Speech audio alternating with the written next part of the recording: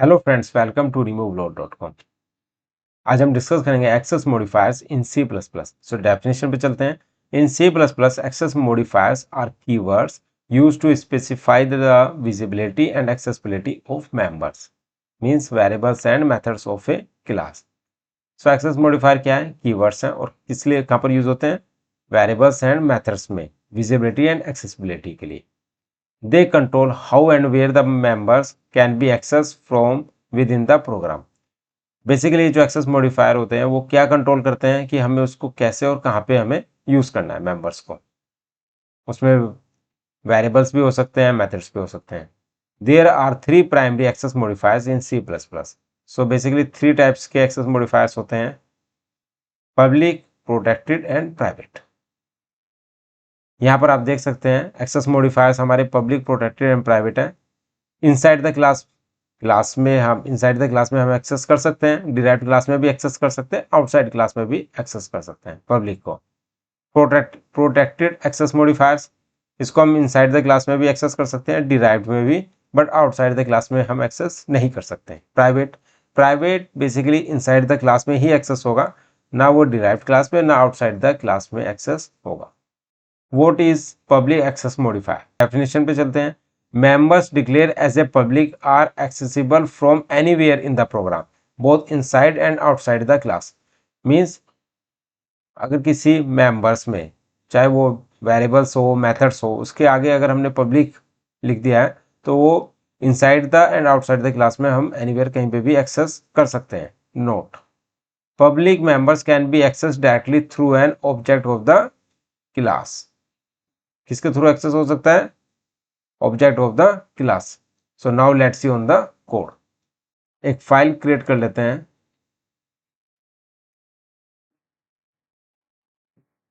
Public hyphen modifiers dot cpp। यहाँ पर एक फाइल क्रिएट कर ली है। अब इसमें इंक्लूड करेंगे hash include input output string. एक स्ट्रिंग लाइब्रेरी को भी इंक्लूड कर लेते हैं। Hash include string using name space std। इसको करने के बाद हम क्या करेंगे, यहाँ पे एक क्लास बना लेंगे। इस क्लास में हम एक्सेस मॉडिफायर मींस पब्लिक का एग्जांपल दे रहे हैं, तो पब्लिक हमने यूज किया। इसके अंदर हम क्या डिक्लेयर कर देंगे? पब्लिक के अंदर स्ट्रिंग नेम। इसके अंदर एक मेथड भी बना लेते हैं,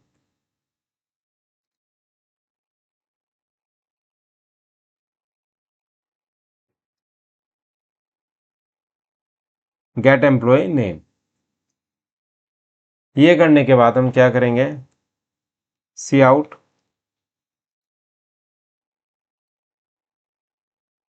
employ name is, name pass कर दिया हमने, और इसके बाद हमने क्या कर दिया? And line. मीन्स हमने क्या किया? पब्लिक के अंदर एक वेरिएबल क्रिएट कर लिया है स्ट्रिंग नाम का, स्ट्रिंग टाइप का नेम। गेट एम्प्लॉय एक हमने मेथड यूज किया और ये डाटा टाइप क्या है? इसका वॉइड है, मतलब रिटर्न नहीं करेगा ये। इसको करने के बाद ये जो हमने बनाया है एम्प्लॉय, इसके आगे हम क्या करेंगे? इंट मेन, जो हमारा एंट्री पॉइंट होता है every C plus plus program के अंदर।